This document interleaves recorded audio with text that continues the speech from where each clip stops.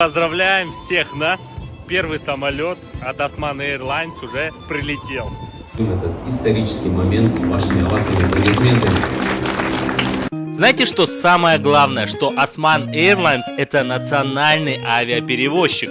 Самолет компактный, в 2 ряда, 80 посадочных мест, идеальный для внутренних перелетов. Вас поздравляю, весь народ Кыргызстана поздравляю с приобретением, с прибытием первого самолета в нашу страну. Через месяц прибудет второй самолет, а третий планируем привезти уже на следующий год в мае месяце. Борты будут осуществлять внутренние рейсы, и по мере необходимости мы будем выполнять и международные рейсы. Это вот Казахстан, Узбекистан и ближайшие города России. По инициативе президента открыли данную компанию.